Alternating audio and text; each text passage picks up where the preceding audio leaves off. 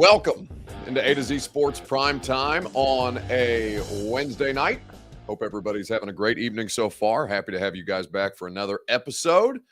So, what we're going to do tonight is take a look at the Titans' offensive coaching staff changes and all the different things that they have done to put their players in a better position to succeed.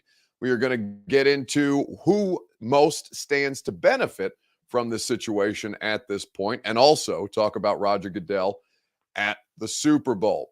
Before we do any of that, we need you guys to share this show on Facebook, YouTube, Twitter, and Twitch. If you're hanging out on Twitter, please retweet the show in the bottom right-hand corner of your screen. If you're hanging out on Facebook Live, you can share now to public. That's in the bottom left-hand corner. YouTube and Twitch, subscribe to the channel, throw a like on the video if you would be so kind, and we would appreciate you guys doing that. And once you've done so, we can go ahead and get this thing started on this Wednesday evening. Welcome into A to Z Sports Prime Time from the Superbook Sports Studios. I'm your host, Buck Rising, and I'm proud, as always, to be presented to you by the Ashton Real Estate Group of RE/MAX Advantage. GaryAshton.com is where you go for your dream address without the stress. Nobody has better intel than the Gary Ashton team. Go to GaryAshton.com. Two Rivers Ford, where you go for 2023 model year Fords right now at the dealership in Mount Juliet or online at tworiversford.com. Award-winning customer service and quality American-made Ford vehicles is what they offer you. Superbook Sports, where you go to wager on any major sport. You've got the NBA, what remains of the NFL, the NHL, and everything in between. Download the Superbook Sports app today.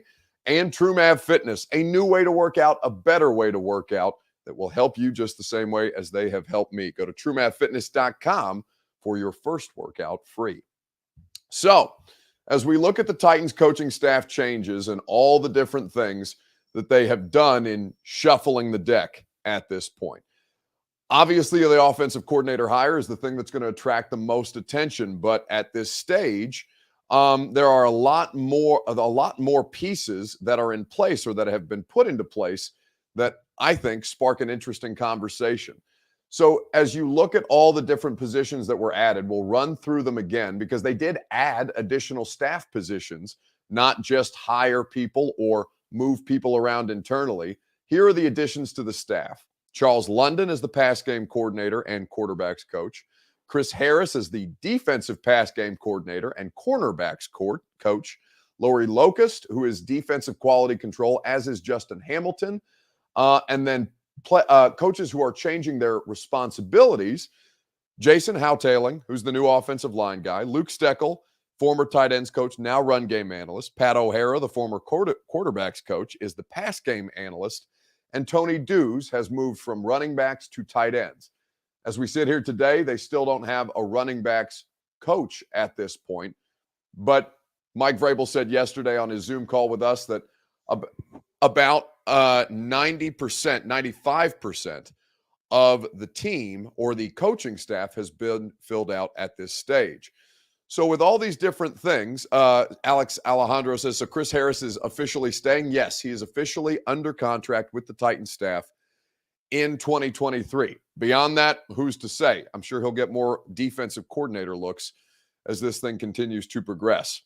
But looking at the circumstance for the Titans coaching staff, I want to start with your Two Rivers Ford take. The question that I would offer you is this on Facebook, YouTube, Twitter, and Twitch. What's the most interesting staff change on the Titans' new coaching staff? You give me your response. We'll talk about it together. Of course, all of this is made possible by the fine folks at Two Rivers Ford. Two Rivers Ford is where you go for 2023 model year Fords and award-winning customer service. Nobody does it better than the Two Rivers Ford team. I'm a customer myself. I love my 2022 Ford Explorer. They built it for me last year, and they can do the same for you with the Built For You program. You go to tworiversford.com. You select any Ford vehicle that you like in any color that you choose with any customizable accessories. They will build it for you and deliver it right to your door. It's like doing Amazon, except for your car. Two Rivers Ford in Mount Juliet or online at tworiversford.com. So, what of the coaching staff hires is the most interesting at this stage. There's a lot of different places that you need to look to kind of discern this, because all in all, there's basically 10 new positions or 10 new people in new positions on the Titans coaching staff. Stephen King says the internal hire of an offensive line coach, Tony Dews, for Stephen Crozio, moving from running back coach to tight end coach, since he hasn't been a tight ends coach since 2011 at Pittsburgh. For Titan the Tiger, it's Chris Harris, Charles London, according to Misguided Perceptions on YouTube. I think, though, for me, the more that I look at this circumstance, the more that I think that the offensive line coach is probably the most interesting hire that they made. I wasn't sure whether they would promote internally. Mike Sullivan, he mentioned Sully. Mike Sullivan, who's been on this coaching staff for quite some time as an assistant offensive line coach, whether he would have been a legitimate candidate for the head job. But apparently, what they have in Jason Houtaling, and I hope I've been pronouncing that name right, is something that Mike Vrabel values. And at this point, the head coach had this to say about the circumstance for that particular promotion. You realize that, just as the same that we want to develop players, part of our, challenge is developing players and understanding that who they are when they get here isn't necessarily what their finished product is. And, we don't care how you get here. We just care what you do when you're here. And, I think Jason is a great example of that, fulfilled a role and was able to build a strong connection with the players. He's a great teacher. He's worked in multiple schemes. He was a head coach. It was probably one of the best interviews that I've had in 5 years, and interviewing different coaches. And so I'm extremely happy and excited to be able to give him this opportunity. I know that Sully will support him as well as we move forward with, that group and that unit that has to get better. And it starts by, finding some guys that can come in and develop and be coached. That's Mike Vrabel talking about the Titans coaching staff situation and the hiring of an offensive line coach. What you're seeing right now is a lot of different shuffling parts and pieces on this coaching staff, and a lot of continuity that they're looking to keep while bringing in new people, which is kind of the idea that you wanted them to have, right? Not a new person in the offensive coordinator. I mean, a new person in the offensive coordinator role, but not a new person to the staff, right? But you bring in Charles London, you bring in Lori Locust, you bring in a couple of different pieces and parts to provide new ideas, basically a new feeder system for what the Titans coaching staff ultimately wants to be. Mike Vrabel has brought up the idea of wanting that they hire good people. And, I take Mike at his word. For as bad as you may feel that the Todd Downing experience was, it's really the only big flop that Mike's had as far as coaching staff hires are concerned. You can debate the merits of Keith Carter, the former offensive line coach, or go back and look at Kerry Coombs as a defensive back coach and decide whether moving on from him was the right decision at the time. On and on and on it goes, right? You can pick apart any of these decisions ultimately that's made, but really Todd Downing is the only miss that Mike Vrabel has had, clearly and obviously, for everybody. So I think that Jason Houtaling is the most interesting hire for this reason, most interesting promotion. And I'll tell you why here in just a second, right after I remind you that A to Z Sports Primetime is presented by our friends at the Ashton Real Estate Group of RE/MAX Advantage. GaryAshton.com is where you go for your dream address without the stress. Nobody will put you in better position to succeed than the Gary Ashton team. Get the intel edge you need to succeed. Whether you're buying or selling your home, looking for your dream address, looking to sell your home for more, sell for more at GaryAshton.com with the official real estate agent of the Nashville Predators and of this streaming show, Gary Ashton at GaryAshton.com. So, as you look at the Jay Street says Anthony Midget was a miss. He was only here for 2 seasons. One of them was the COVID year. Was Midget? I think Midget was hired during the COVID season. So that would have been 3 seasons, 20, 21, and 22. that ultimately he was working with this roster. And, I think that you saw some significant strides from somebody like Christian Fulton. And I thought Roger McCreary played well, but they did have one of the worst passing defenses in football this year. I don't know enough about Anthony Midget's teaching style to describe him as a miss, but I don't think any other one was as big a flop as Todd Downing was. Alex Blaine Mann says, just because you interview well doesn't mean you're going to do the job well. And, that's a good point. I'd like to run back these comments because you know what, Alex? Blaine Bishop is right there with you. The former Titans safety. He's right there with you. He doesn't think much at all about all these shifting position coaches. I don't like all these moving coaches around. I don't like any of it. I'm just going to be honest. I don't like any. You know what this reminds me of? Like, Belichick does stuff like this. And you see what happened to their offense this year when they moved a DC guy to an offensive coordinator. You saw what happened? See, I don't. Now, granted, that's a higher position. You get away with stuff there. But these guys are specialists at what they do. And when you start moving guys around like this, it's just, oh, man, I don't like it. Or not at all. I don't recall ever in Titans history that this has happened like this. So maybe that's why. So I'm just not used to that. But I don't.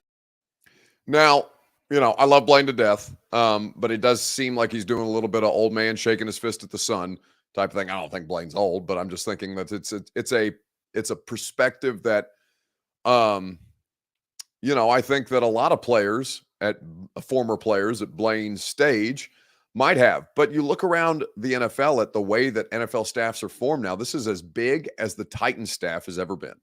Right? They've got pass game analysts. They've got run game analysts. They've got cornerbacks coach who are also pass game or defensive pass game coordinators, right? There's all kinds of different responsibilities that people are taking over for at this point. Thank you for pointing or reminding me, Robert, that Midget was in fact hired in 2020. I think that at this point, you have to look at a couple of different areas. Titan the Tiger says he is comparing apples to grenades. These moves are specialists in their areas. Well, and I think the mistake that I look forward to Blaine and I and Mickey do a Friday segment every Friday at 2:20 on the Blaine and Mickey show, and I look forward to kind of pushing back a little bit on Blaine about this because Blaine is always down to have a discussion, and I'm curious to get more feedback from Blaine on this at this point. But what you're seeing is it's. Yes, I understand the idea of specialized coaches for specialized positions, but I think to assume that that's the only thing that they're capable of doing does those coaches a disservice.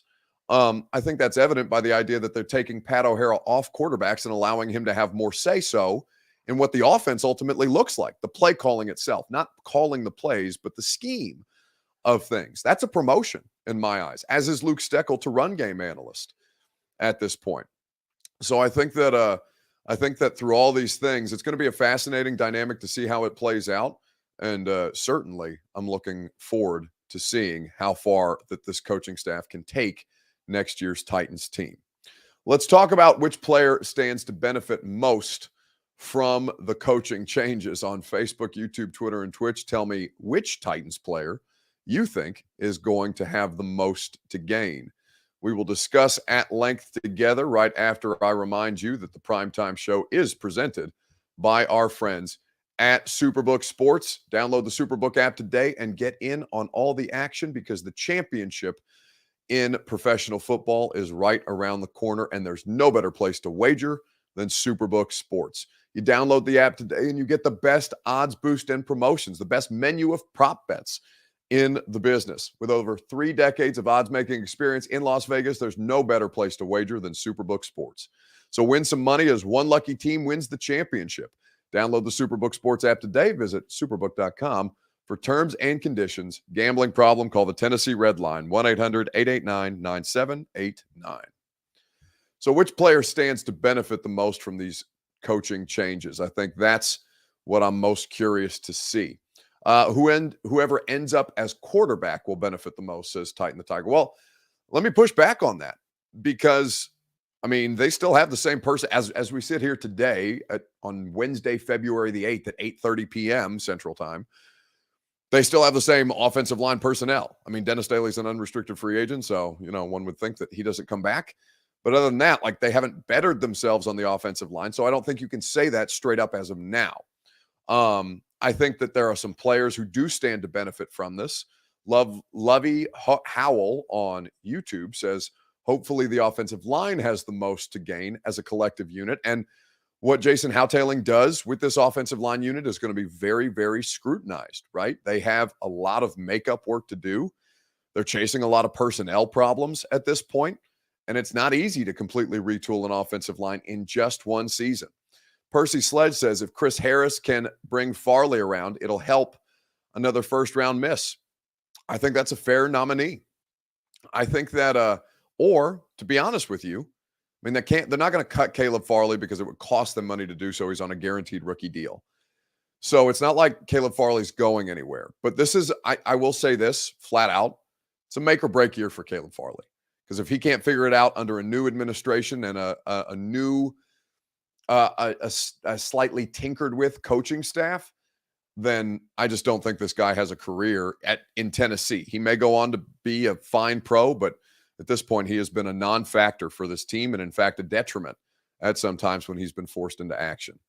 I do think that is that's my nominee, though. I think that Caleb Farley stands to gain the most from this. And, whether they move him positions, as Jay Streets is suggesting, or, he's a lost cause at this point, that's, we don't know that yet. But this new coaching staff, this new administration under Rand Carthon, will be able to figure that out. And I do think that he has the most to gain, given that he is going to come from the furthest depths on this roster of any player who's working against it, other than, Dylan Radins, who is going to be,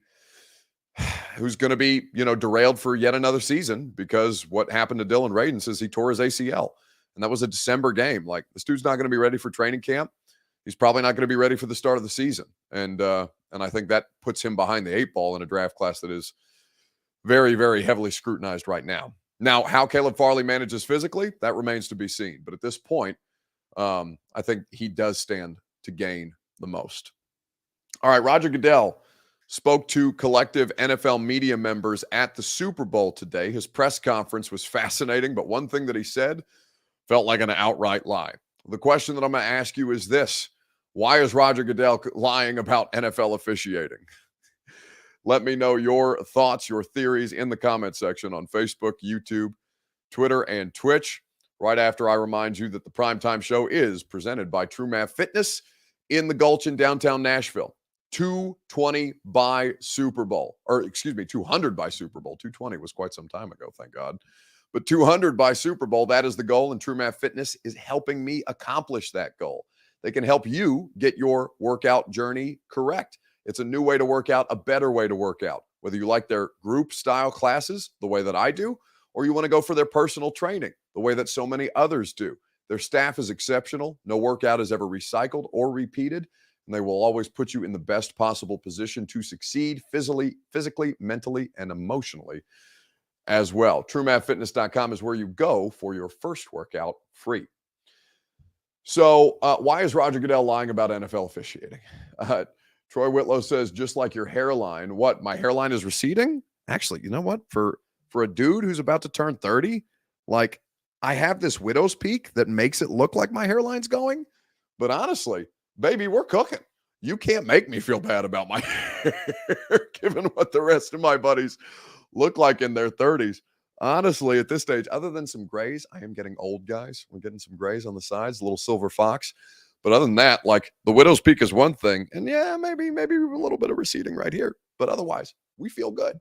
But I don't know what that has to do. Lying like my hairline or lying like Roger Goodell, either way. Because Roger is a semi-politician. Well, his father was I believe a congressman or a senator. So Roger definitely has that in his background. Lovey says, protect the shield at all costs. There is no lying. Troy Whitlow says, nah, not you, but Chris Frazier. Be nice to Chris. Don't attack other people's hairlines. It's a very, very sensitive point. Disrespect. I just saw the comment that Troy Whitlow is making. Chris Frazier says he's done. And then the response was, just like your hairline. That is so disrespectful. Play nice, kids. Good God. Puka says shaving your hair made your hair thicker. It really, knock on wood or knock on whatever's close to me. Like the hairline, it's about the thing that I'm most confident about physically right now with myself. Thank God for that, because it is a tough scene for a lot of people who start to get into their 30s. Can't tell others in the league they can't criticize the refs, then do it yourself. That's true. So Roger Goodell is not going to publicly take out the refs, but Adam Schefter has already done the reporting on this, and the NFL thinks that there's an issue with the officiating, but you couldn't tell that from Roger Goodell's comments. Well, I would disagree with several of the points you're making in there. So, yes, we listen to all the voices. Let's just start with that point. But we'd like to go to the facts, ultimately. So just to take your point, are we losing people from the field to the booth? There are some that never even officiated on the NFL field. And so we didn't lose anyone. May have lost them from our office, but we didn't lose them from officiating on the field. Others are taking on that responsibility at the end of their careers. So I do not think that's a factor at all, zero. I think for us, when you look at officiating, I don't think it's ever been better in the league. There are over 42,000 plays in a season. Multiple infractions could occur on any play. Take that out and extrapolate that. That's hundreds, if not millions, of potential fouls. And our officials do an extraordinary job of getting those. Are there mistakes in the context of that? Yes. They are not perfect, and officiating never will. But we've also had, obviously, replay and other aspects that help us address those issues to make sure they're not something that we can't correct on the field. Communications between our office, that is not the case. In the championship game, that was stopped appropriately because the clock was running by an official on the field. That happens frequently in our game. That's not an unusual thing to have that happen. So again, we want to go back and look at the facts. We may not disagree, we may not agree with every TV announcer or every officiating expert, but we think our officials are doing a great job. But we're always going to look through our competition committee and everything else we have, how we improve our officiating. But it will never be perfect. In addition, I think we all have to realize through the quality of what we see on our broadcast, you've never been able to see the kinds of things that you can see today. And you see it in super slow-mo. You see it where you can actually stop it. Sometimes that distorts a call potentially, but the reality is our officials are held to an incredibly high standard, and I think they meet it. Will we try to get better? You betcha. You betcha, he says. Okay, Raj. Jaime says Pinocchio Goodell. Yeah, that's a tough one. Mr. Jones says we see the BS. I mean, he's always going to be a politician. He's always going to be diplomatic. They are not going to publicly attack their officials. One, because the NFL refs union is a mother bleeper, and they will cause you all kinds of problems. If you do not recall the replacement ref season, it was a disaster. So as bad as you think it is right now, it is not something that couldn't get substantially worse. What I will say is that ultimately the league has privately acknowledged problems with officiating, and they're trying to find solutions, although the solutions are not easy because everybody in the world with a smartphone, an HD TV, or anything in between, they have better angles a lot of times than the officials do until they, go under the hood. It's going to do it for us tonight on the Primetime Show. One more left to do, and we'll talk about the Super Bowl when next we meet. Hope you guys have a great rest of your evening. Radio show tomorrow is going to be a lot of fun. Hope you'll hop on with us from 10 to 1 on 104.5 The Zone. And if not, I will catch you right here tomorrow night on A to Z Sports Primetime. See you guys. Are you surprised to hear that? Certainly not. The first year we took it to the limit. And I was in Miami with my new beach house. Well, it was a couple minutes from the beach. It's been 20 years since then. We haven't been too strong in the last few years. Oh, we've been strong. We're just playing by the rules. You can't have a newcomer come in and steal a show.